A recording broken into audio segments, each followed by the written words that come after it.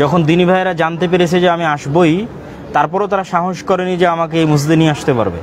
তখন তারা এখান থেকে 10-12 কিলোমিটার দূরে আর একটা মসজিদ এবং মাদ্রাসা, সেখানে যেন আমি জুমার খুতবা দেই সেটার ব্যবস্থা করেছে তারা, এবং সেটা আমাকে জানানোও হয়েছে। এবং রাস্তায় যখন এখানে এসে পৌঁছি তখনও তারা একই কথা বলেছে।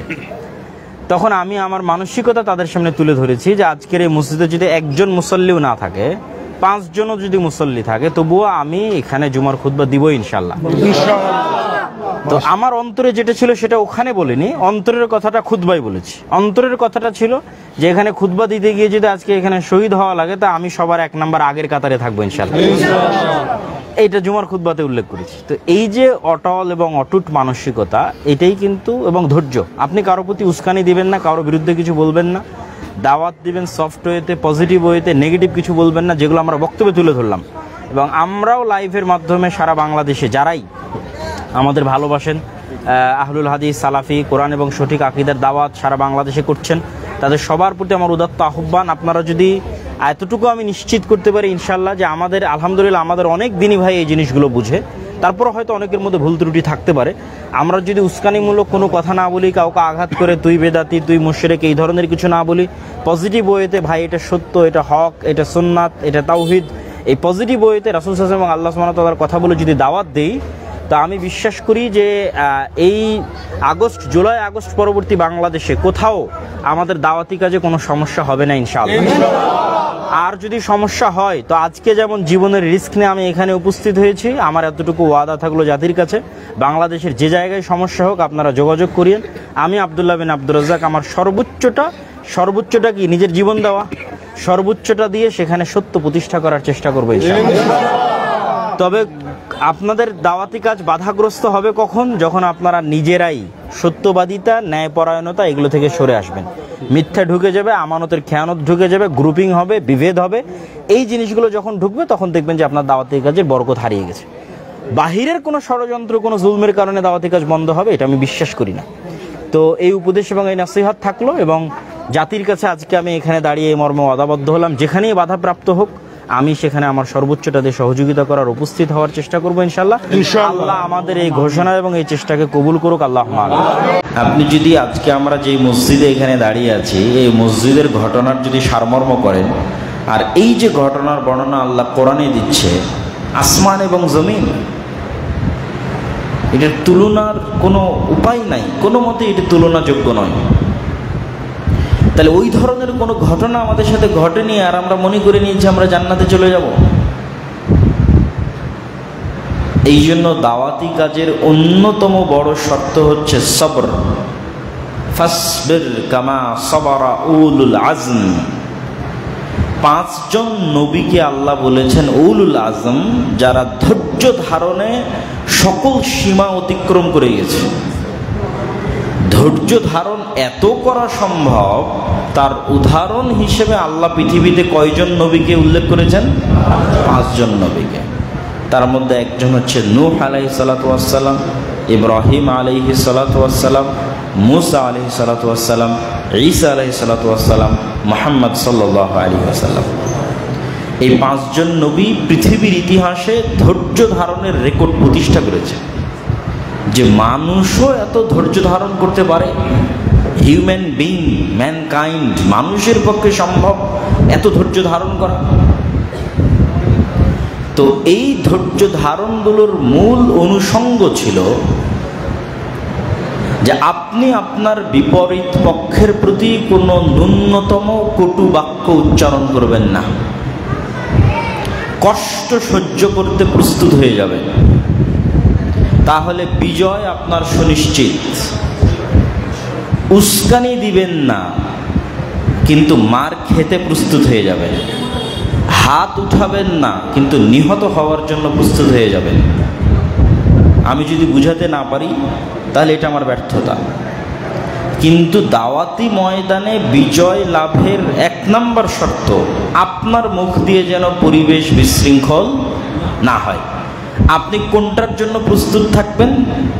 আগুন তৈরি করো, আমি নিক্ষিপ্ত হয়ে মরে যাব, শাস্তি দাও, মেনে নেব, কিন্তু আমার আদর্শ থেকে কি পিছিয়ে সরব না। কিন্তু তোমার গায়ে কি আমি হাত উঠাবো? তোমার সাথে কি আমি মারামারি করতে যাব? তোমার বিরুদ্ধে কি আমি কিছু বলবো? না, একটাও না। যখনই বিরুদ্ধে বলবেন, হাত উঠাবেন, বিশৃঙ্খলা করবেন, তখন পরাজিত হয়ে যাবেন। জুলমে পা মজবুত হয়, অত্যাচারে মাজলুমের পা কি হয়? প্রতিষ্ঠিত হয়, শক্তিশালী হয়। আর জালেমের পা লড়খড়ায়, নড়বড়ে হয়ে যায়। তো জুলম যত বেশি হবে, মাজলুমের পা মাটিতে তত শক্তিশালী হবে, যদি সবর করতে পারে। এবং সেই সবরের ফল পরবর্তীতে পাবেন, সেখান থেকে বিশাল বিজয় সূচিত হবে ইনশাআল্লাহ। তো আজকে যখন এই মসজিদে জুমার খুতবা দেওয়ার জন্য আসি, তখনও দিনী ভাইদের মধ্যে এরকম একটি দ্বিধাদ্বন্দ্ব ছিল যে অনেক সমস্যা, আমি এখানে যেন খুতবা না দিই। গতকাল থেকেই ফোন দেওয়া হচ্ছে যে আমি যেন এখানে খুতবার জন্য না আসি, এবং আমার পেজে অফিসিয়ালি লিখে দিই যে আমার খুতবার প্রোগ্রাম ক্যান্সেল করা হয়েছে।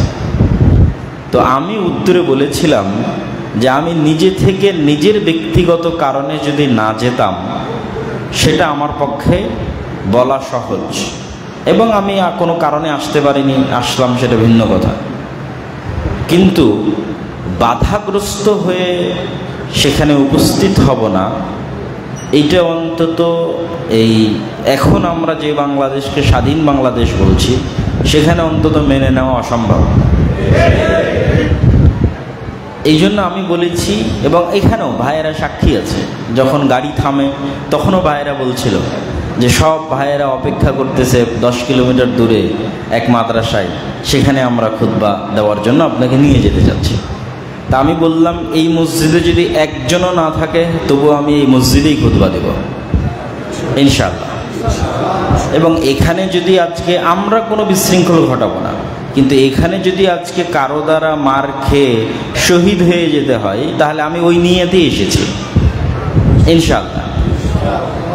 কেননা আল্লাহ কোরআনে বর্ণনা করছে তাদের কথা, তা আপনার উপর তো, আমাদের উপর তো অন্তত সেই জুলুম আসেনি। তায়েফের ময়দানে রাসূল সাল্লাল্লাহু আলাইহি ওয়াসাল্লামকে যে প্রহার করা হয়েছে, সেটা তো অন্তত এখন আমরা খাইনি। তাহলে কেন পিছিয়ে সরব? আমরা তো তাদের মতো জুলমের শিকার হইনি। তো সেক্ষেত্রে আলহামদুলিল্লাহ যে আমরা আল্লাহর শুকরিয়া আদায় করি যে হক এবং সত্য যেটি, সেটির উপর যদি আপনার ঈমান মজবুত থাকে, আল্লাহ সুবহানাহু ওয়া তাআলার উপর যদি আপনার ভরসা থাকে, তাহলে সেক্ষেত্রে যে কোনো অবস্থায়, যে কোনো পরিবেশে আল্লাহ সুবহানাহু ওয়া তাআলা আপনাকে সহযোগিতা করবে। এবং বিপদে না পড়লে আপনি আল্লাহর সহযোগিতা দেখতে পাবেন না। একজন লেখক একটা বই লিখেছিল, আমি আফগানিস্তানে আল্লাহকে দেখেছি। তো আপনার জীবনেও যখন চরম বিপদের মুহূর্ত আসবে, এবং আপনি যদি ইখলাসের সাথে অটল থাকেন, তাহলে আপনিও বলতে বাধ্য হবেন যে আমি আল্লাহকে দেখেছি। কিন্তু সেই দেখা পর্যন্ত যেতে তো হবে। আলহামদুলিল্লাহ আমরা আমাদের এই ছোট্ট জীবনে এরকম অসংখ্য সময় এবং এরকম অসংখ্য অবস্থা এবং প্রেক্ষাপট পার করেছি, যে সময় এবং প্রেক্ষাপটে আল্লাহর উপর ভরসা রাখাই আল্লাহ সুবহানাহু ওয়া তাআলা সহযোগিতার রাস্তা করে দিয়েছেন। এবং আল্লাহ সুবহানাহু ওয়া তাআলা সব সময় তার উপর আস্থা রাখার জন্য বলেছেন। আল্লাহ সুবহানাহু ওয়া তাআলার উপর আস্থা মানে কি? আল্লাহ সুবহানাহু ওয়া তাআলার উপর আস্থা অর্থ হচ্ছে আল্লাহ সুবহানাহু ওয়া তাআলা ওয়াকিল।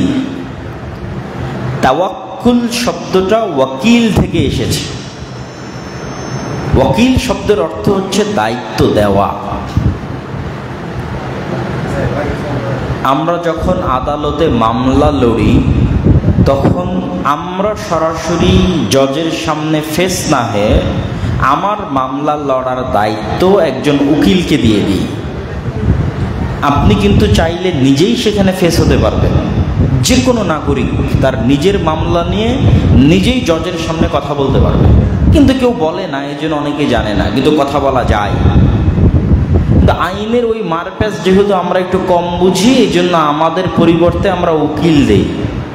যে আমার উকিল আমার দায়িত্বপ্রাপ্ত, সে আমার পক্ষ হয়ে এই মামলাটা দেখবে, আমার মামলাটা লড়বে। তো আল্লাহ সুবহানাহু ওয়া তাআলা পবিত্র কোরআনে বারবার বলছেন যে তোমরা আল্লাহকে উকিল বানাও। আল্লাহ সুবহানাহু ওয়া তাআলা হচ্ছেন উকিল, তোমাদের হওয়ার জন্য প্রস্তুত আছেন। তোমরা আল্লাহ সুবহানাহু ওয়া তাআলাকে উকিল বানাও, মানে আল্লাহ সুবহানাহু ওয়া তাআলাকে দায়িত্ব দাও। তো আল্লাহ সুবহানাহু ওয়া তাআলাকে আল্লাহ সুবহানাহু ওয়া তাআলা কেন দায়িত্ব দিতে বলছেন বারবার, এবং বলছেন ওয়াকাফা বিল্লাহি ওয়াকিলা ফাত্তাখিযহু ওয়াকিলা, তোমরা আল্লাহকে ওয়াকিল হিসেবে গ্রহণ করো, আল্লাহ উকিল হিসেবে যথেষ্ট।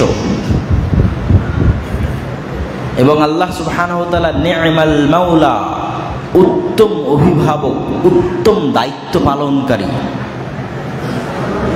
তো আল্লাহ সুবহানাহু ওয়া তাআলাকে উকিল বানানোর অর্থ হচ্ছে,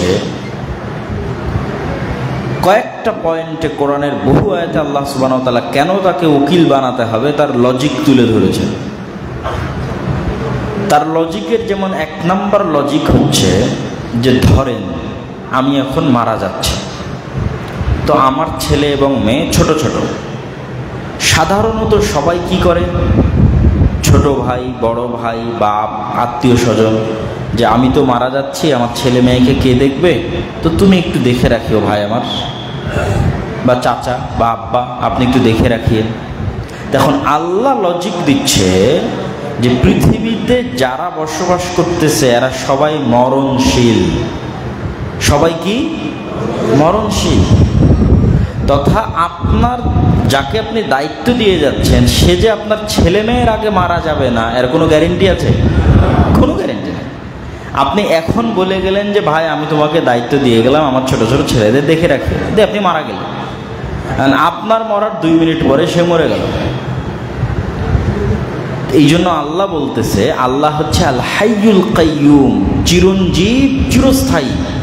তাহলে আপনি যে এখন অসহায় ছেলে মেয়ে রেখে যাচ্ছেন, তাহলে কাকে দায়িত্ব দেওয়া উচিত? আল্লাহকে দায়িত্ব দেওয়া উচিত।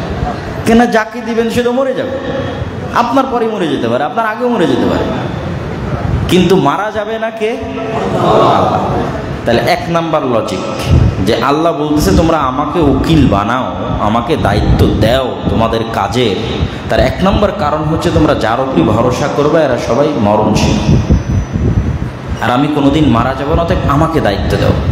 সেকেন্ড লজিক, লাহু মা ফিস সামাওয়াতি ওয়া মা ফিল আরজ, এটা হচ্ছে 2 নম্বর লজিক কেন আল্লাহকে উকিল করতে হবে। যত জায়গায় আল্লাহ বলেছে তাকে উকিল করানোর জন্য তার আগে পরে এই বাক্যগুলো আছে।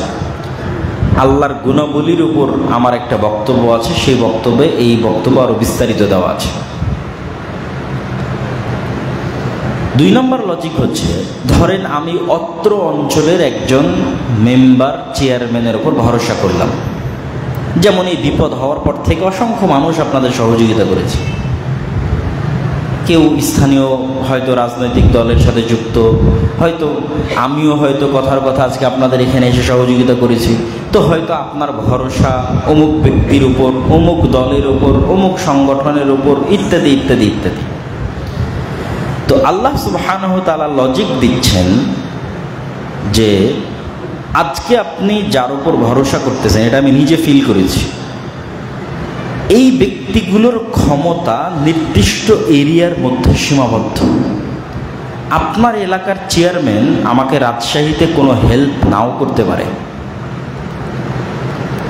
আবার বাংলাদেশের প্রধানমন্ত্রী আমাকে আমেরিকার মাটিতে কোনো হেল্প নাও করতে পারে। 2 নম্বর হচ্ছে, আমি এমন জায়গায় আছি যেখানে কোনো ফোন ইউজ করার ব্যবস্থা নাই। বাংলাদেশেও তো 5 দিনের জন্য ইন্টারনেট বন্ধ ছিল, যে আমি কাউকে কল করে বলবো যে ভাই আমি বিপদে আছি আমাকে হেল্প করেন। আমি এমন মরুভূমি, এমন জঙ্গলে আছি যেখানে চলমান পৃথিবীর সকল কানেকশন সিস্টেম লস, ডাউন, অচল। তো যখন আমি ইংল্যান্ডে ছিলাম, ভারতে ছিলাম, সৌদিতে ছিলাম, বিভিন্ন দেশে ছিলাম, তখন আমি এটাও ফিল করতাম, কেন সব দেশে আমরা সমস্যা ফেস করেছি, যে এক একটা মানুষের সহযোগিতা করার ক্ষেত্রটা সীমাবদ্ধ, কিন্তু প্রত্যেকটা প্লেসে যিনি আপনাকে সমানভাবে সহযোগিতা করতে পারবে তিনি কে? আল্লাহ। ওই ব্যক্তি থাকলেও না থাকলেও, ধরেন কারো ভরসা ছিল আগের 16 বছরে যারা ক্ষমতা ছিল তাদের উপর, এখন তারা ক্ষমতায় নাই, তাহলে তাকে তারা সহযোগিতা করতে পারবে? এখন তো ওরই সহযোগিতার দরকার। কিন্তু যার গত 16 বছরও ভরসা ছিল আল্লাহর উপর, তারা আল্লাহ আছে না চলে গেছে? এই জন্য দ্বিতীয় লজিক হচ্ছে সকল ক্ষেত্রে সকল সমস্যায় ওটা সমাধান করার দায়িত্ব কার উপর দিতে হবে? আল্লাহর উপর দিতে হবে। আর মানসিকতা হবে কার মতো? দায়িত্ব দেওয়ার ক্ষেত্রে যদি ধর্মীয় কাজ হয় তাহলে মানসিকতা হবে আব্দুল মুত্তালিবের মতো। কিভাবে আব্দুল মুত্তালিবের মতো? আলাম তারা কাইফা ফাআলা রাব্বুকা বিআসহাবিল ফিল আলাম ইয়াজআল কাইদাহুম ফি তাদলিল ওয়া আরসালা আলাইহিম তায়রান আবাবিল তারমিহিম বিহিজারাতিন মিন সিজ্জিল। আব্রাহা ইয়ামেন থেকে রওনা দিয়েছে বিশাল হাতির বাহিনী নিয়ে। ঘটনা লম্বা। গোটা মক্কার সবাই জানে যে, যেমন আপনারা জানেন যে এই মসজিদ কমিটি আছে, মসজিদ দায়িত্বশীল আছে, তো গোটা মক্কার সবাই জানে যে কাবা ঘর, মক্কা, হারাম, এগুলোর সব দায়িত্বশীল হচ্ছে আব্দুল মুত্তালিব। তো এই জন্য আব্রাহা এসেও আব্দুল মুত্তালিবকেই খুঁজতেছে। আমার জামিয়া সালাফিয়ায় যদি কেউ যায়, সে আব্দুর রাজ্জাক বিন ইউসুফকেই খুঁজবে, আব্দুল্লাহ বিন আব্দুর রাজ্জাককেই খুঁজবে। তো আব্রাহা মক্কায় ঢুকে কাবা ঘর ধ্বংস করার পূর্বে আব্দুল মুত্তালিবকেই খুঁজতেছে।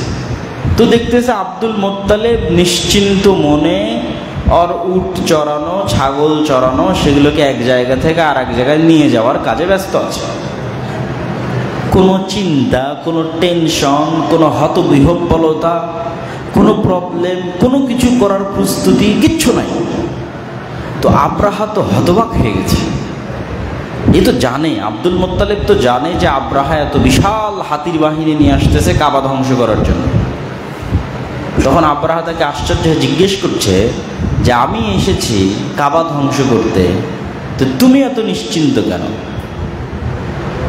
তখন আব্রাহা উত্তরে বলতেছে, ওই কাবার দায়িত্বশীল তো আমি না, ওই কাবার দায়িত্বশীল কে?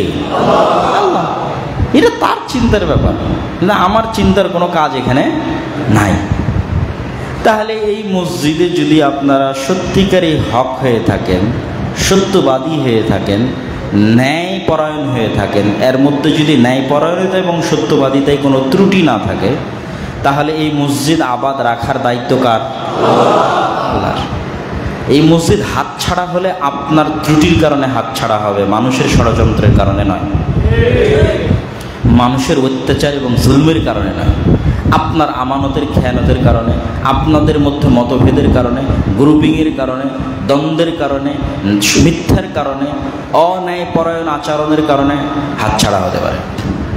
কিন্তু আপনি দায়িত্বের জায়গায় সত্যবাদী থাকবেন, ন্যায়পরায়ণ থাকবেন, আমানতদার থাকবেন, আর ষড়যন্ত্র করে, অত্যাচার করে, জুলম করে আল্লাহর ঘর মানুষ ধ্বংস করে দেবে, এটা অসম্ভব।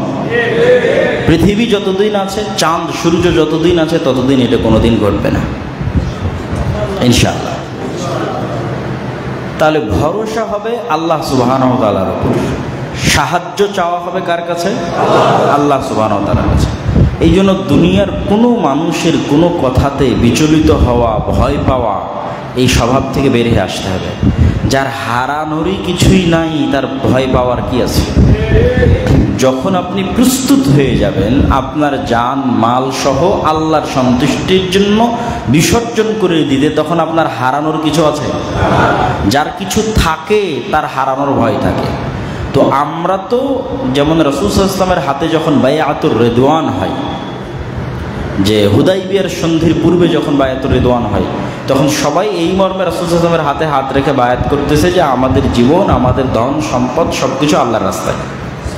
তো যখন আপনি একবার কনফিডেন্টলি ডিসিশন নিয়ে নেবেন যে আপনার জীবনের মালিককে, আপনার সন্তান সন্ততির মালিককে, আপনার ধন সম্পদের মালিককে, এটা কিন্তু আল্লাহ কোরআনে বলেছে, ইন্না লিল্লাহি ওয়া ইন্না ইলাইহি রাজিউন। বিপদে পড়লে কেন এই বাক্য বলতে হয়, এই বাক্যের অর্থটা সেটার প্রমাণ যে কেন বিপদে পড়লে এই বাক্য বলতে হয়। আমার ছেলে মারা গেছে, আল্লাহ বলছে তুমি বলো ইন্না লিল্লাহি ওয়া ইন্না ইলাইহি রাজিউন। আমার 50,000 টাকা হারিয়ে গেছে, তুমি বলো ইন্না লিল্লাহি ওয়া ইন্না ইলাইহি রাজিউন। মেসেজটা কি? মেসেজটা হচ্ছে আমি নিজেই তো নিজের মালিক না। আমি কার? ইন্না লিল্লাহ। আমি নিজেই আমার মালিক না। আমার হার্ট আমার কথায় চলে না, আমার কিডনি আমার কথা শোনে না, আমার লিভার আমার কথা শোনে না, এগুলো একটাও কিন্তু আমাদের কথা শোনে না, সরাসরি আল্লাহর আদেশে চলে। আমি যদি ভাত খেয়ে ওকে বলি যে তুমি এটা প্রোটিন হিসেবে গ্রহণ করো, জীবনেও গ্রহণ করবে না। আর গোস্ত খেয়ে যদি বলি তুমি এটাকে শর্করা হিসেবে গ্রহণ করো, গ্রহণ করবে না। ওকে আল্লাহ যেভাবে সেট আপ করেছো সেভাবে চলবে। তাহলে এগুলো একটারও মালিক আমরা না, এগুলোর মালিক কে? আল্লাহ। ওয়া ইন্না ইলাইহি রাজিউন। আর আমরা একদিন আল্লাহর কাছেই ফিরে যাব। তাহলে মেসেজ কি হলো? যখন আমি নিজেই নিজের মালিক না, তাহলে আমার টাকা পয়সারও কি আমি মালিক? আমার ছেলে মেয়ের কি আমি মালিক? আমি কি নিজে ওদেরকে দুনিয়াতে নিয়ে আসছি? তাহলে তো আমি যদি এখন মারা যাই, ধরেন আমিই মারা গেলাম, আমি কি ঠেকাতে পারবো? তাহলে আমি আমার মালিক না, তার মানে আমার ছেলে মেয়ে ধন সম্পদ কোনো কিছুর মালিক আমি না। তাহলে এগুলো সব কিছুর মালিক কে? আল্লাহ। তাহলে সব কিছু যেন আল্লাহ সুবহানাহু ওয়া তাআলার জন্য, তখন আপনার আর কোনো চিন্তা, টেনশন, কোনো দুঃখ কষ্ট কোনো কিছু আছে? কিছু থাকবে না। সম্মানিত উপস্থিতি, ধৈর্য ধারণ, আল্লাহর ওপর ভরসা এবং নিজেদের ন্যায়পরায়ণতা এবং সত্যবাদিতা ঠিক রাখা এবং রাসূলুল্লাহ সাল্লাল্লাহু আলাইহি ওয়াসাল্লামের যে দাওয়াতি আদর্শ, সেই দাওয়াতি আদর্শ অনুযায়ী কাজ করা। যেই দাওয়াতি আদর্শ আল্লাহরও।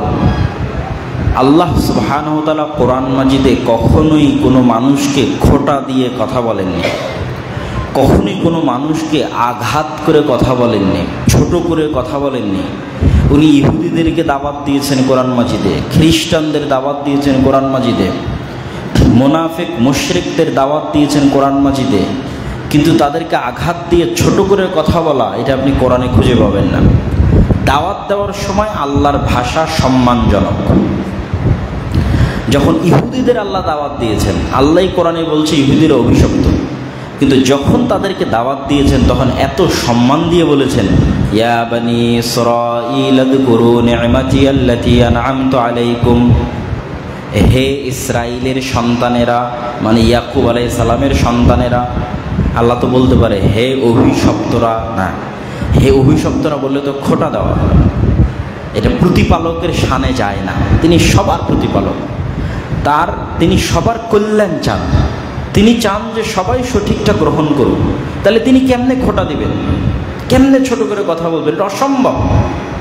এই জন্য আল্লাহ সম্মান দিয়ে বলছে, হে ইয়াকুবের সন্তানেরা, স্মরণ করো সেই দিনের কথা যখন আমি তোমাদের উপর এত এত দয়ার নিয়ামত দিয়েছিলাম।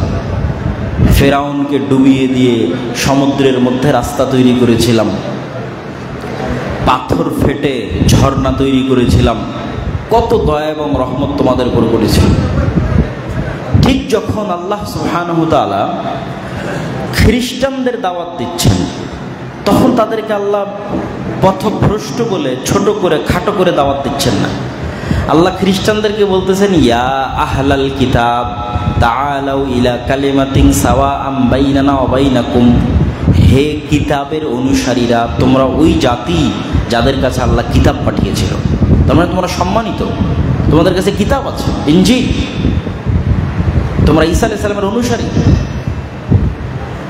ঠিক মুসা আলাইহিস সালাতু ওয়াস সালামকে যখন আল্লাহ মাসালুল্লাযীনা খালাউ মিন ক্বাবলিকুম মাসাতহুমুল বাসাউ ওয়াদ-দাররাউ ওয়াজুলজিলু হাত্তা ইয়াকুলার রাসূলু ওয়াল্লাযীনা আমানু মা'আহু মাতা নাসরুল্লাহ।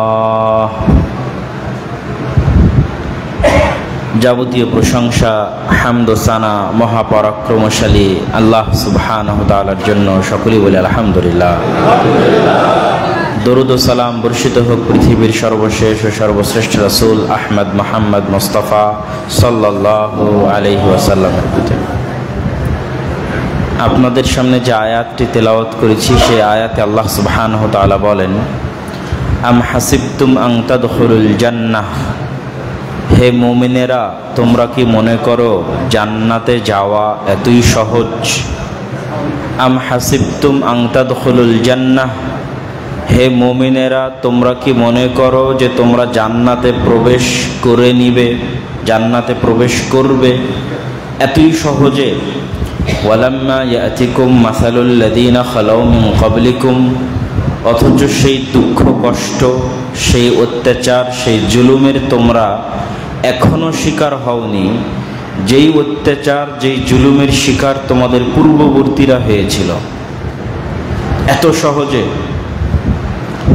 কি অত্যাচার, কি জুলুমের শিকার হয়েছিল? মাসসাতহুমুল বাসা ওয়াদ দাররা ওয়া যুলজিলু, তাদের উপর এত জুলম, এত অত্যাচার, এত বিপদ আপদ নেমে এসেছিল যে তারা বলতে বাধ্য হয়েছিল, মাতা নাসরুল্লাহ, আল্লাহর সাহায্য কখন আসবে? তো সেই রকম কোনো দুঃখ কষ্ট জুলমে পা না দিয়েই যদি তোমরা দাবি করো যে আমরা জান্নাতে চলে যাব, তাহলে বুঝতে হবে ঈমান এখনো খাঁটি হয়নি, ঈমানে এখনো ত্রুটি আছে। নাহলে জুলুম আসে না কেন? অত্যাচার হয় না কেন? সমস্যা তৈরি হয় না কেন?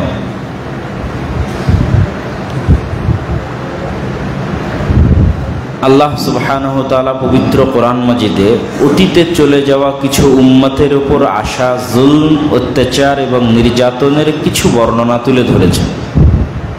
তার মধ্যে একটা বর্ণনা উদাহরণ হিসেবে আমরা বলতে পারি, সূরা বুরুজের মধ্যে আল্লাহ তুলে ধরেছেন, ওয়াস-সামাঈ যাতিল বুরুজ ওয়াল ইয়াউমিল মাউউদ ওয়া শাহিদিন ওয়া মাশহুদ কুতিলা আসহাবুল উখদুদ। আসহাবুল উখদুদ কারা? আল্লাহ শপথ করে বলতেছেন, ওয়াস-সামাঈ যাতিল বুরুজ, এমন আসমানের কসম যে আসমান স্তর বিশিষ্ট, 7 স্তর বিশিষ্ট। ওয়াল ইয়াউমিল মাউউদ, ওয়াদাকৃত যে দিন, কিয়ামতের দিন, সেই দিনের কসম। ওয়া শাহিদুন ওয়া মাশহুদ, দর্শক ও দর্শিতের কসম। কুতিলা আসহাবুল উখদুদ, আসহাবুল উখদুদদের হত্যা করা হয়েছে এবং আগুনে পুড়িয়ে হত্যা করা হয়েছে। তারা কারা ছিল? সংক্ষিপ্ত সারমর্ম ঘটনা হচ্ছে, বনু ইসরাইলের কোনো এক যুগে, কোনো এক সময়ে এক বালক, বালক মানে অবশ্যই 15 বা 14 বছরের পূর্বের বয়সী, 10, 11, 12, 13 এই বয়সী এক বালক। ওই যুগে যেহেতু জাদুর চর্চা প্রচুর বেশি ছিল, তো সেই বালক জাদু শিখার জন্য এক জাদুকরের কাছে যেত। তো জাদুকরের কাছে যে রাস্তা দিয়ে যেত, ওই রাস্তাতে এক পাদ্রীও থাকত, ধর্মীয় পণ্ডিত বা আমাদের ভাষায় হুজুর, আলেমও থাকত। তো আলেম তাকে ওই জাদু শিখতে নিষেধ করত এবং তাকে দ্বীন শিখার জন্য আহ্বান করত, দাওয়াত দিত। তো পথিমধ্যে একদিন এই বালক বিপদে পড়ে। বিপদে পড়ে উদ্ধার হওয়ার জন্য জাদু ব্যবহার করে, কিন্তু জাদু তাকে ওই বিপদ থেকে উদ্ধার করতে পারে না। তখন তার মনটা খারাপ হয়ে যায়। মন খারাপ হয়ে আলেমের নিকটে গিয়ে বলে, পাদ্রীর নিকটে গিয়ে বলে যে আমি দ্বীন শিখব। দ্বীনের জ্ঞান অর্জন করে, আল্লাহর উপর বিশ্বাস এবং আস্থা অর্জন করে এবং কোনো একদিন বিপদে পড়ে আল্লাহর নাম নিয়ে সে বিপদ থেকে বেঁচেও যায়। আল্লাহু আকবার। এবং আল্লাহর প্রতি তার আস্থা এবং দৃঢ় বিশ্বাস আরো সুগভীর হয়। আল্লাহর প্রতি আস্থা এবং বিশ্বাস গভীর হওয়ায় সে মানুষের মধ্যেও এই দ্বীনের দাওয়াত দেওয়া শুরু করে। আস্তে আস্তে একত্ববাদের এই দাওয়াত মানুষ গ্রহণ করা শুরু করে। যখন গ্রহণ করা শুরু হয়, তখন জাদুকরদের মাধ্যমে হোক, বাদশাহ পর্যন্তই খবর পৌঁছে যায় এবং তাকে তার দাওয়াত থেকে বিরত থাকার জন্য আহ্বান করা হয়। সে বিরত থাকে না, তার জন্য শাস্তি নির্ধারণ করা হয়। তো বালক শর্ত দেয় যে শাস্তি জনসম্মুখে বাস্তবায়ন হতে হবে, একা একই নির্জন ঘরে বাস্তবায়ন হওয়া যাবে না। হাজার হাজার মানুষের উপস্থিতিতে প্রকাশ্য ঘোষণা দিয়ে আমাকে শাস্তি দিতে হবে। বাদশাহ এই শর্তে রাজি হয়ে যায় যে লক্ষ লক্ষ মানুষের সামনে প্রকাশ্য ঘোষণা দিয়ে তোমাকে আমরা শাস্তি দেব। তো শাস্তির বিভিন্ন ধরন ঠিক করা হয়। একটা ধরন থাকে বিশাল পাহাড়ে উঠে পাহাড় থেকে ধাক্কা দিয়ে ফেলে দেওয়া হবে। একটা ধরন করা হয় উত্তাল সমুদ্রে নিয়ে গিয়ে নৌকা থেকে ফেলে দেওয়া হবে, এবং প্রত্যেকটারই দর্শক রাখা হয় হাজার হাজার মানুষ। তো যখনই শাস্তি বাস্তবায়নের মুহূর্ত আসে তখন বালক আল্লাহর কাছে দোয়া করে যে যেহেতু এই শাস্তি আল্লাহর নাম ছাড়া অন্য কোনো নামে বাস্তবায়ন হচ্ছে, তো আল্লাহ সুবহানাহু তাআলা যেন তাকে এই শাস্তি থেকে বাঁচিয়ে দেন।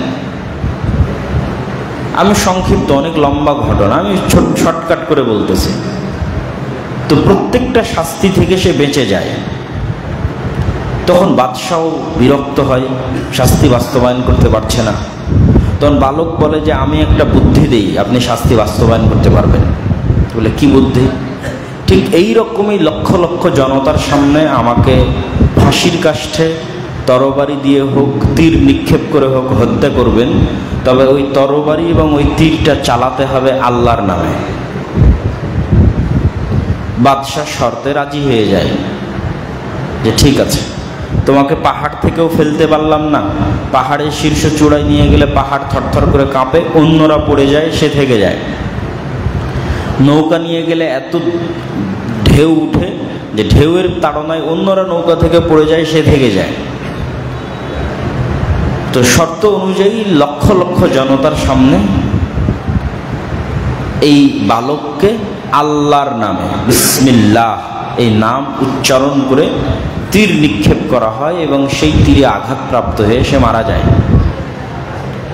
তখন উপস্থিত যত মানুষ ছিল সকল মানুষ একসাথে ইসলাম গ্রহণ করে যে আশহাদু আল্লা ইলাহা ইল্লাল্লাহ ওয়া আশহাদু আন্না মুহাম্মাদার রাসূলুল্লাহ।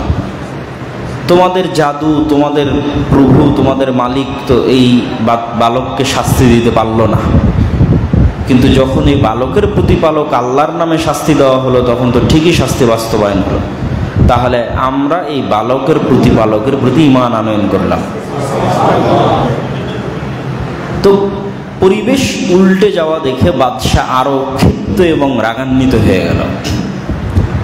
ক্ষিপ্ত রাগান্বিত হয়ে বাদশাহ সিদ্ধান্ত নিল যত মানুষ এই বালকের প্রতি ঈমান আনয়ন করবে তাদের সবকে জ্বলন্ত আগুনে নিক্ষেপ করা হবে।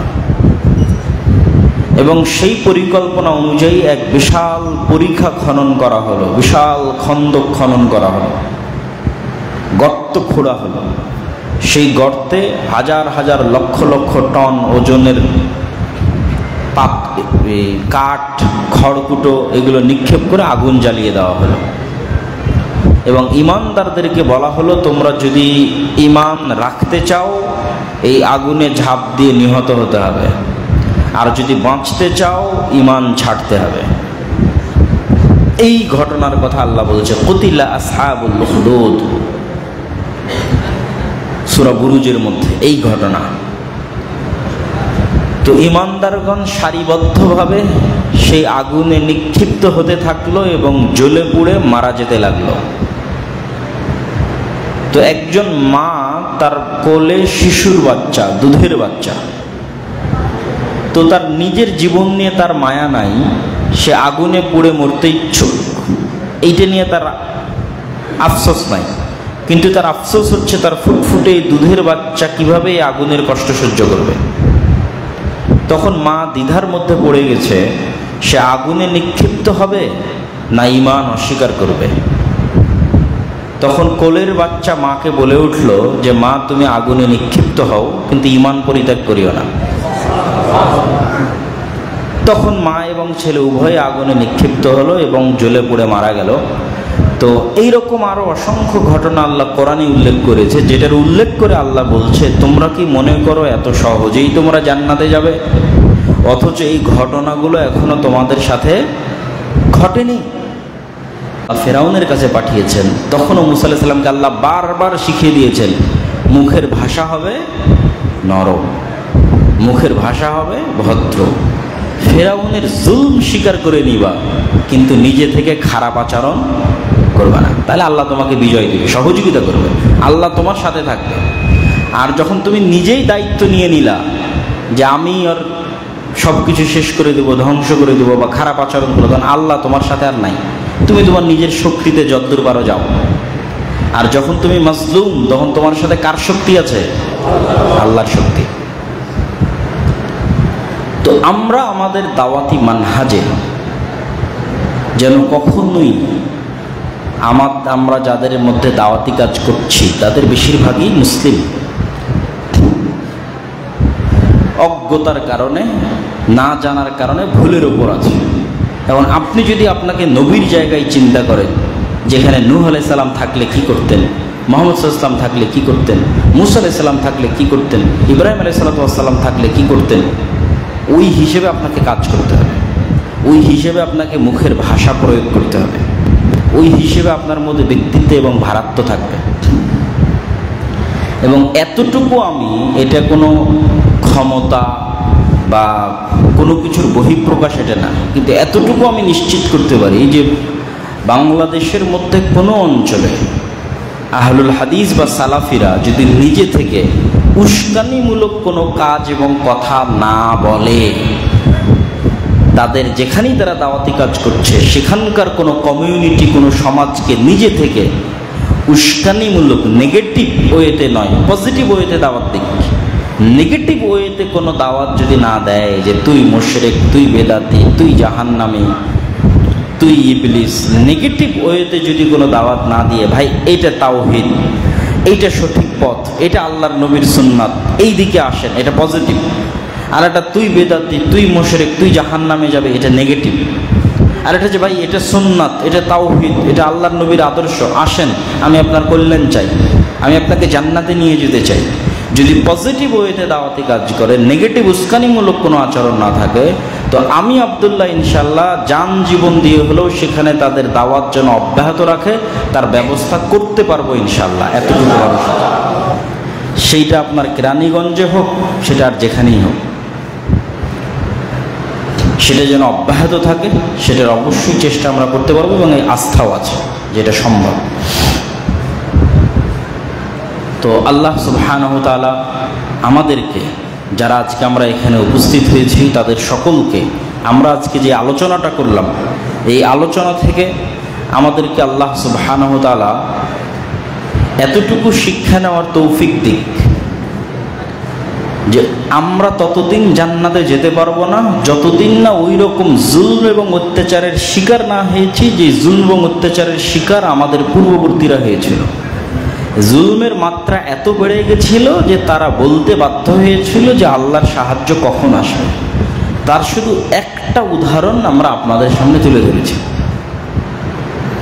আর নবীদের জীবনীতে এরকম অসংখ্য উদাহরণ আছে। মুসা আলাইহিস সালাতু ওয়াস সালামের উপর যখন জাদুকরেরা ঈমান আনয়ন করলো, তখন ফেরাউন সকল জাদুকরকে উল্টা করে ঝুলিয়ে বিপরীত দিক থেকে হাত পা কেটে দিয়েছিল। ডান হাত বাম পা, বাম হাত ডান পা, মানে সম্পূর্ণরূপে লুলা, ন্যাংড়া, খোড়া, মানে কত ভয়ঙ্কর রকমের জুলম এবং অত্যাচার হতে পারে। এই অত্যাচারগুলোর মুখোমুখি নবীরা হয়েছে। তাহলে আমাদেরকে যখনই আমাদের উপর অত্যাচার জুলম আসুক, আমরা আগে স্মরণ করব আমাদের অতীতের উম্মতেরা কি কষ্ট, কি অত্যাচার, কি জুলম পার করেছে, কি সমস্যার মধ্যে দিয়ে তারা গেছে। যেমন আপনি যদি ব্যক্তিগত জীবনে কোনো সমস্যা ফেস করেন, এটা গেল দাওয়াতি। ব্যক্তিগত জীবনে কোনো সমস্যা ফেস করলে উদাহরণ নেবেন ইউসুফ আলাইহিস সালামের।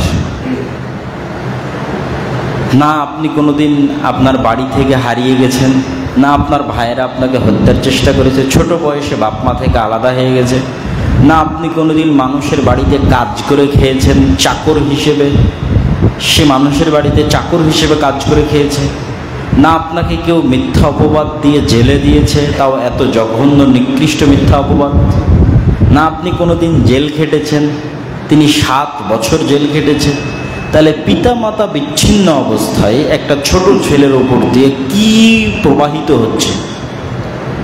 সে অসহায় অবস্থায় বাজারে বিক্রি হচ্ছে, মানুষের বাড়িতে গোলাম হিসেবে কাজ করছে, মিথ্যা অপবাদ মাথায় নিয়ে জেলে চলে গেছে, 7 বছর জেল খেটেছে। তার ভাইয়েরা ষড়যন্ত্র করে তাকে হত্যার চেষ্টা করেছে।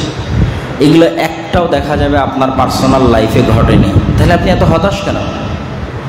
তাহলে আপনি এত দুশ্চিন্তাগ্রস্ত কেন? আপনি তো আর ইউসুফ আলাইহিস সালামের কষ্টের উপর দিয়ে ওই কষ্ট এখনো আপনার লাইফে আসেনি, যেই কষ্ট ইউসুফ আলাইহিস সালামের লাইফে আসছে। আর দাওয়াতি ময়দানে যদি হয়, তাহলে নবীদের জীবনে যেই কষ্ট আসছে, অতীতে চলে যাওয়া উম্মতের জীবনে যেই কষ্ট আসছে, সেই কষ্ট তো আপনার জীবনে আসেনি। বাদ দেন অতীতের ঘটনা, এখনকার কথা বলেন। এখনকার গাজার মানুষের মাথার উপর কোনো ছায়া আছে? পুরো গাজায় একটা বাড়ির ছাদ আছে? ছাদ নাই। তাহলে উন্মুক্ত মরুভূমিতে তাঁবু টেনে বসবাস করতেছে। খাবারের কোনো ব্যবস্থা নাই, পানির কোনো ব্যবস্থা নাই, টয়লেটের কোনো ব্যবস্থা নাই, বিদ্যুতের কোনো ব্যবস্থা নাই, ইন্টারনেট এবং মোবাইল ফোনের কোনো ব্যবস্থা নেই। তাহলে বর্তমান পৃথিবীতে যা যা সুযোগ সুবিধা আছে তার কোনো সুযোগ সুবিধা গাজায় নাই। তো এই জন্য আমি তো মনে করি যে আমরা বোনাস লাইফ লিড করতেছি, যে আমাদের বেঁচে থাকাটা বোনাস। আপনি যদি গাজাবাসীর সাথে আমাদের কল্পনা করেন 1 মিনিট 1 সেকেন্ডের জন্য, তাহলে আমাদের বেঁচে থাকার কথা না মরে যাওয়ার কথা? মরে যাওয়ার কথা। যে এইটা গাজা, পাশের দেশ ইসরায়েল, এখানে প্রতিনিয়ত হামলা হচ্ছে, ঢাকার কোনো বাড়ি নাই, সব বাড়ি ধ্বংস হয়ে গেছে, পুরো ঢাকা এখন মরুভূমি, ঠিক আছে, পুরো চিটাগাং মরুভূমি, পুরো বাংলাদেশের মানুষ তাঁবু টেনে বসবাস করতেছে, বিদ্যুৎ নাই, কারেন্ট নাই, কিছু নাই, হাজার হাজার 50,000-এর বেশি, কয়েক লক্ষর বেশি মানুষ মারা গেছে। যদি 1 সেকেন্ডের জন্য কল্পনা করেন, তাহলে আমাদের বেঁচে থাকাটাই তো বোনাস। তাহলে অতীতের আর কি উদাহরণ নেবেন? বর্তমান পৃথিবীতেই তো বানু ইসরায়েল আর ফেরাউন ফিরে এসেছে। মুসলমানদেরকে বানু ইসরায়েল বানানো হয়েছে, আর আজকের যুগের ফেরাউনেরা মুসলমান যারা আজকে বানু ইসমাইল, তাদের উপর সেই যুগের ফেরাউনদের মতো অত্যাচার এবং জুলুম চালাচ্ছে। সেই তুলনায় আপনাদের এই মসজিদের এই জুলম, এই অত্যাচার কোনো গণনার যোগ্য? এটা গণার মধ্যেও পড়ে না। এই সমস্যাটা গণার মধ্যেও পড়ে না। তাহলে এই ধরনের সমস্যা মোকাবেলা করতে কখনো হতাশা, আফসোস, কষ্ট, নিরাশা এগুলো কখনোই নিয়ে আসা যাবে না। তারা এত দুঃখ কষ্টের পরেও তাদের একমাত্র আশ্রয়স্থলকে বলেন তো? মানুষ বলে যে গাজার মানুষের এত জুলুম, এত অত্যাচারের পর আল্লাহর উপরে এত আস্থা কেন? ভাই, পৃথিবীর কেউ তো তাদের পাশে নাই। তাহলে পৃথিবীর কারো উপর ভরসা করে শুধু ধোকাই খাবে, আর ধোকা খাতে মনে আরো কষ্ট হবে। তাহলে এমন এক সত্তার প্রতি তারা আস্থা স্থাপন করতেছে, যার উপর আস্থা থাকলে শান্তিতে মরা যায়, যার উপর আস্থা থাকলে হাসি মুখে মারা যাওয়া যায়। আর তার উপর আস্থা ছাড়া আর 10 জন 5 জন পৃথিবীর কেউ তো আমার পাশে নাই। তাহলে আন্দাজে একজনের উপর ভরসা করে শুধু ধোকা খাওয়া হবে। করোনা ভাইরাসের সময় যখন রাজশাহীর করোনা ইউনিটে আমি ছিলাম, তো মানুষের চেহারায় এত হতাশা, এত অস্থিরতা, বাঁচার জন্য এত চেষ্টা, অক্সিজেনের সংকট, তারপরে হাই ফ্লো অক্সিজেন নেবুলা, যেটা খুব স্পিডে যেটা অক্সিজেন যায়, সেটার সংকট, আইসিইউর সংকট, কি এক ভয়াবহ পরিস্থিতি। তো সবাই সিরিয়াল দিয়ে আছে তার আত্মীয় স্বজনকে আইসিইউর মধ্যে ঢুকাবে, high flow oxygen nasal cannula সেটাতে নিবে, নর্মাল অক্সিজেনে হচ্ছে না। এই যে অস্থিরতা, তো এই অস্থিরতার জায়গায় আমি এরকম অসংখ্য রোগীকে আমি দেখেছি যে এই কয়েকটা কথা বলতেই ইনস্ট্যান্ট চেহারা চেঞ্জ হয়ে গেছে। ইনস্ট্যান্ট যে অস্থিরতাটা তার মধ্যে বাঁচার জন্য কাজ করতেছে। আমি বলতেছি, দেখেন, মৃত্যু তো নিশ্চিত, আমাদের তো মরতেই হবে। তাহলে মনকে অন্তত বুঝাই মৃত্যু নিশ্চিত এবং মরার জন্য প্রস্তুত হই। তাহলে উপকার দুইটা, এক কি? এই যে মরার জন্য প্রস্তুত হলাম, মরার জন্য প্রস্তুত হলে একটু দোয়া দরুদ পড়বো, একটু ইবাদত কালাম করব, একটু আল্লাহর কাছে সাহায্য চাইবো, ক্ষমা চাইবো, অন্তরটা প্রশান্ত থাকবে। যদি মরে যাই, ভালো অবস্থায় মরে গেলাম, যদি বেঁচে যাই আলহামদুলিল্লাহ। তো নিজেকে আগে মনে করে নেন যে আমি মারা গেছি, দেন তারপরে ডিসিশন নেন। আর এখন এই দৌড়াদৌড়ি অস্থিরতার মধ্যে না আপনি আল্লাহকে স্মরণ করতে পারছেন, এই অস্থিরতার মধ্যেই মারা যাচ্ছে। তাহলে তো হাসি মুখে শান্তিতেও মারা যেতে পারছেন না। তো ওই সময় আমি আমার দাদিকে দেখতাম যে খুব প্রশান্ত হৃদয়ের অধিকারী যদি কোনো নফস হয়, উনি খুব শক্ত এবং কঠোরভাবে বলতেছে, তোমরা আমাকে মেডিকেল থেকে নিয়ে যাও, খুব সজ্ঞানে, আমার মৃত্যু অবধারিত, মেডিকেলে রেখে আমাকে বাঁচাতে পারবে না। এবং ওনার কথার কারণেই কিন্তু আমরা তাকে মেডিকেল থেকে বাসায় নিয়ে চলে আসি। তখন মৃত্যুর জন্য প্রস্তুত, মৃত্যুর জন্য প্রস্তুত হলে আত্মা প্রশান্ত হয়, টেনশন কম থাকে। তারপরে বাঁচা গেলে বাঁচা যাবে, আল্লাহ যদি সাহায্য করে বাঁচলে বাঁচব, কিন্তু মরা তো একদিন লাগবে। এই জিনিসগুলো থেকে আমাদের শিক্ষা নিতে হবে। এবং আমরা যেই সমস্যার মধ্যে আছি, এই সমস্যাটা সবচেয়ে কম এবং দুর্বল সমস্যা, কিছুই না, গাজার মানুষের তুলনায় এটা কিছুই না। সুতরাং এখানে হতাশা, টেনশনের কিছু নাই। মসজিদ আল্লাহর, ঘর আল্লাহর, আপনার সত্যবাদিতা, ন্যায়পরায়ণতা থাকলে এটা রক্ষা করবে কে? আল্লাহ সুবহানাহু ওয়া তাআলা। আমরা আল্লাহর কাছে দোয়া করি, আল্লাহ সুবহানাহু ওয়া তাআলা যেন যারা এই মসজিদ আবাদ করেছে, যারা এই মসজিদে দায়িত্ব পালন করছে, তাদের ধৈর্য, তাদের ঈমান, তাদের আল্লাহ ভরসা বাড়িয়ে দেয়। আল্লাহ। এবং আমরা যারা এই মসজিদের সাথে সম্পৃক্ত আছি, আল্লাহ সুবহানাহু ওয়া তাআলা যেন আমাদেরও ধৈর্য, সবর, আল্লাহর উপর ভরসা, আল্লাহর উপর আস্থা এবং আমাদের ঈমানের শক্তি যেন আল্লাহ সুবহানাহু ওয়া তাআলা বাড়িয়ে দেয়। আল্লাহ। এবং আমরা যেন কখনোই আমাদের পাড়া প্রতিবেশী, আত্মীয় স্বজন, আশেপাশের অন্য আর যারা বসবাস করে ভিন্ন দলের, ভিন্ন সংগঠনের, ভিন্ন রাজনৈতিক আদর্শের, ভিন্ন মাযহাবের মতাদর্শের কারো প্রতি কখনো ভুলেও কোনো কটু কথা, কোনো উস্কানিমূলক কথা এবং কোনো বিরোধিতামূলক কথা, কোনো আগ্রাসনমূলক কথা যেন আমরা না বলি। আল্লাহ আমাদের সে তৌফিক দান করুক। আল্লাহ। আমরা মাজলুম হওয়ার জন্য প্রস্তুত, কেননা মাজলুমের সাথে কে থাকে? আমরা শহীদ হওয়ার জন্য প্রস্তুত, কেননা মরা তো একদিন লাগবেই। কিন্তু আমরা কারোর প্রতি আঘাত করতে চাই না। আল্লাহ সুবহানাহু ওয়া তাআলা যেন আমাদের এই মসজিদকে এবং আমাদের এই দাওয়াতি কাজকে কবুল করে। আল্লাহ।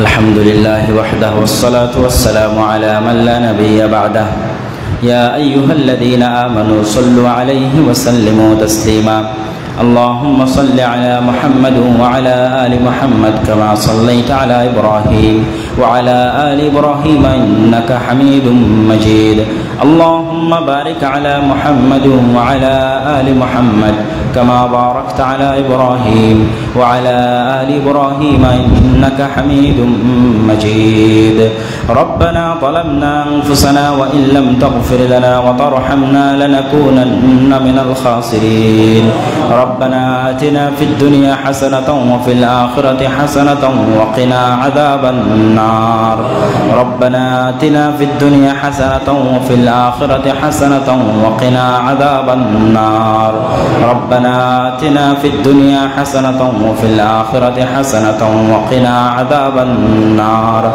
اللهم انصر المسلمين المؤمنين المظلومين المجاهدين في فلسطين اللهم انصر المؤمنين المسلمين المظلومين المجاهدين في فلسطين اللهم انصر المؤمنين المسلمين المظلومين المجاهدين في فلسطين اللهم اخذل اليهود والنصارى والكفرة والمشركين اللهم اخذل اليهود والنصارى والكفرة والمشركين اللهم اخذل اليهود والنصارى والكفرة والمشركين رب ارحمهما كما ربياني صغيرا رب ارحمهما كما ربياني صغيرا رب ارحمهما كما ربياني صغيرا رب ارحمهما كما ربياني صغيرا رب ارحمهما كما ربياني صغيرا اللهم اشف مرضانا ومرضى جميع المسلمين اللهم ارحم موتانا وموتى جميع المسلمين